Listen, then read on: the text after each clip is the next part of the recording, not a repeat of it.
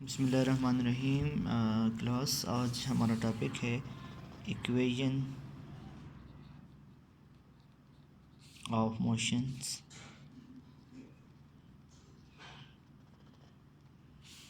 Equation of motion ये हमारा topic है। यहाँ हमने डिराइव नहीं करना। क्लास 9th में हमने इक्वेशन ऑफ मोशन को डिराइव करना था।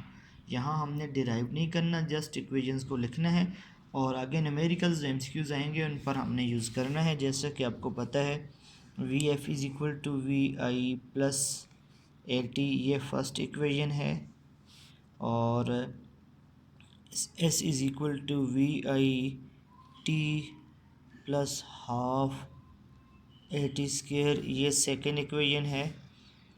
2as is equal to V F square minus V I square, ये हमारे पास थर्ड इक्वेशन है। तो फर्स्ट इक्वेशन, सेकंड और थर्ड इक्वेशन हमारे पास है V F is equal to we I plus A T, S is equal to we I T plus half A T square, 2as is equal to V F square minus V I square. ये तीन equations हैं हमारे पास, first equation, second equation और fourth equation. Class जब भी कोई numerical, कोई एमसीक्यूज़, ऑलमोस्ट मोशन में जब मोशन से रिलेटेड कोई एमसीक्यूज़ या न्यूमेरिकल आता है उसमें वेलोसिटी की बात होगी। इनिशियल वेलोसिटी देंगे, फाइनल वेलोसिटी पूछेंगे, फाइनल देंगे, इनिशियल पूछ रहे होंगे, acceleration, time, velocity, distance, displacement, इनकी बातें हो रही होती हैं। तकरीबन उसका जो लुबे लबाब है वो इन्हीं इक्वेशंस पर आता है। तो जब आपको ये देखें 1 2 3 4, इन चार चीज़ों से रिलेटेड कोई चीज़ पूछी जाए, यानी एक्सेलरेशन की बात हो रही हो, टाइम की और वेलोसिटी की, तो आप फर्स्ट इक्वेशन पे आपकी नज़र हो। अब देखें डिस्टेंस की बात हो रही है या डिस्टेंस पूछा जा रहा है, तो फर्स्ट इक्वेशन में हमारे पास डिस्टेंस नहीं है, तो उसके लिए वेलोसिटी, और वही है वेलोसिटी, एक्सेलरेशन, टाइम और डिस्टेंस। यहाँ वेलोसिटी है, एक्सेलरेशन, टाइम। यहाँ वेलोसिटी, एक्सेलरेशन और टाइम तीनों हैं, लेकिन साथ डिस्टेंस भी है। सिर्फ यहाँ फाइनल वेलोसिटी नहीं है, इनिशियल वेलोसिटी है, तो लिहाजा आप ये बात कर सकते हैं। और दोनों डिस्टेंस भी हो, फाइनल वेलोसिटी भी हो, इनिशियल वेलोसिटी भी हो और एक्सेलरेशन भी हो, तो ये है आपके पास थर्ड इक्वेशन ऑफ मोशन। इसमें आप यूज़ करेंगे थर्ड इक्वेशन ऑफ मोशन। तो ये तीन इक्वेशंस ऑफ मोशन आपने इस्तेमाल करनी है। अब इन्हीं को अगर मैं फ्री फॉल के लिए लिखता हूँ, फ्री फॉल के लिए मैं इन इक्वेशंस ऑफ मोशन को लिखता हूँ। क्लास जब फ्री फॉल हो रही होती है तो ए को रिप्लेस करते हैं माइनस जी से। ए को आप जस्ट रिप्लेस कर दें माइनस जी से। फ्री फॉल बेसिकली कहते किसको हैं? जब कोई भी ऑब्जेक्ट आप ड्रॉप करें वो सिर्फ फोर्स ऑफ ग्रेविटी के अंडर हो। जब कोई भी ऑब्जेक्ट, उस पर किसी दूसरी फोर्स का इन्फ्लुएंस ना हो, जस्ट फोर्स ऑफ ग्रेविटी उस पर एक्ट कर रही हो, उसको कहते हैं free fall. When an object is dropped from certain height, it constantly accelerate to earth's gravity. The acceleration acquired by object during free fall is called acceleration due to gravity. जिसको आप represent करते हैं small जी से, इसको आप क्या कहते हैं? Free fall motion. Free fall motion का ये मतलब भी नहीं है कि कोई फोर्स एक्ट नहीं कर रही, बल्कि फ्री फॉल मोशन का मतलब ये है कि only force of gravity is responsible for this motion. तो इन इक्वेशन को आप रिप्लेस कर दें, v f is equal to we i, a की जगह क्या पुट करेंगे? माइनस जी टी। तो फॉर फ्री फॉल ये इक्वेशन इस तरह बन जाएगी, समझ आ रही? S is equal to we I t half A t, ना ए टी की जगह पुट करेंगे माइनस जी, तो माइनस बाहर आ जाएगा, माइनस जी T square, minus half G T square, ठीक है। 2s है तो ये हो जाएगा minus G S is equal to V F square minus V I square. तो फ्री फॉल के लिए एक आप जी से या माइनस जी से रिप्लेस करें तो आपके पास equation of motion for free fall आ जाएगा। इसी के साथ हमारे पास है Newton's laws of motion. Newton's laws of motion और बहुत सिंपल हैं और बहुत ही पॉपुलर हैं। आपने ऑलमोस्ट क्लास 9th में लॉज ऑफ मोशन से रिलेटेड बात की, तो हम यहाँ मुख्तसर ये बात करते हैं। क्लास सर आइजैक न्यूटन ने इसके बारे में बात की है। Sir Isaac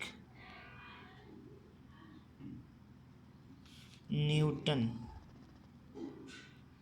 this was a man which talk about laws of motion. इसने लॉज ऑफ मोशन के बारे में हमसे बात की है। तो सर आइजैक न्यूटन, इसने मोशन के बारे में बुनियादी कंसेप्ट हमें दिया है कि मोशन रिलेटिव होती है। तो इसने बताया, इससे पहले मोशन का कंसेप्ट डिफरेंट था क्लास। इससे पहले अरिस्टोटल का मोशन का कंसेप्ट था, वो डिफरेंट था, और न्यूटन ने मुख्तलिफ कंसेप्ट हमें मोशन के बारे में दिया। तो इसमें सबसे पहले हमारे पास आता है Newton first law of motion. Newton first law of motion, हरकत का पहला कानून। न्यूटन फर्स्ट लॉ ये कहता है, स्टेटमेंट जी मैं लिखता नहीं हूँ, सिर्फ बोलता हूँ। If a body is in rest it will remain in rest, if a body is in motion it will continue its motion until A net external force act on it. अगर कोई body rest में है वो rest में रहेगी, अगर कोई uniform motion में है तो वो अपनी मोशन को ही कंटिन्यू करेगी, यहाँ तक कि कोई बाहर की फोर्स, कोई एक्सटर्नल फोर्स इसमें इंटरफेयर करे। तो अब देखें, एक ऑब्जेक्ट अगर रेस्ट पर है तो जब बाहर से फोर्स लगेगी तो अब ये मोशन में आएगा, और अगर कोई मोशन में है वो उस वक्त तक मोशन में रहेगा जब तक कोई बाहर की फोर्स उसको रेस्ट में नहीं लाएगी। तो ये है Newton first law of motion. तो ये इसको बेसिकली लॉ ऑफ इनर्शिया भी कहते हैं, law of inertia. Newton first law is often known as law of inertia. हम इसको लॉ ऑफ इनर्शिया कहते हैं, ठीक है। और इनर्शिया की चूँकि यही प्रॉपर्टी है कि वो अपनी प्रीवियस स्टेज को कंटिन्यू रखता है, इस वजह से उसको इनर्शिया कहा जाता है। क्लास अब सेकंड हमारे पास लॉ है, second law of motion. Second law of motion हमारे पास है। तो जो हमारे पास सेकंड लॉ ऑफ मोशन है, इसमें हम जो बात करते हैं वो ये है कि when a force is applied to a body it produce acceleration in a body. When a force is applied on a body, वो तो था सिर्फ फोर्स अप्लाई करें, यहाँ if a force is applied on a body it produce acceleration in a body, this acceleration is directly proportional to the force applied and this acceleration is inversely proportional to the mass. जितना heavier होगा उतना कम acceleration. Daily life का experience है, is proportional to F by M. Acceleration force और mass के constant लगाएं के F by M. Constant की वैल्यू यहाँ पर 1 है, तो A is equal to F by M, which implies that F is equal to M A. M ऊपर जाके दे उसके साथ मल्टीप्लाई हो जाएगा, F is equal to M A. तो ये है Newton second law. This is the mathematical form of Newton second law. Newton first law की मैथमेटिकल फॉर्म क्या होगी? F is equal to 0 and A is equal to 0। देखें, force नहीं लग रही, फोर्स 0 है तो एक्सेलरेशन क्या होगा? 0 होगा। तो when F is equal to 0 then A is equal to 0। This is Newton first law of motion. Newton first law of motion depend करता है F is equal to 0, A is equal to 0। तो ये उसकी first law की आ गई। Third law, Newton third law.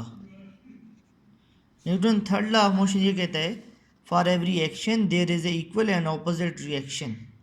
हर action का reaction होता है जो कि इक्वल और ऑपोजिट होता है। For every action there is equal and opposite reaction. For every, असल में ये है फोर्सेस के लिए। For every action force there is a reaction force. हर एक्शन फोर्स के लिए क्या है? रिएक्शन फोर्स है, which act on two different bodies which have same magnitude but opposite direction। Magnitude same होगा डायरेक्शन जो है वो इनकी ऑपोजिट होगी। तो ये हमारे पास लॉज ऑफ मोशन थे।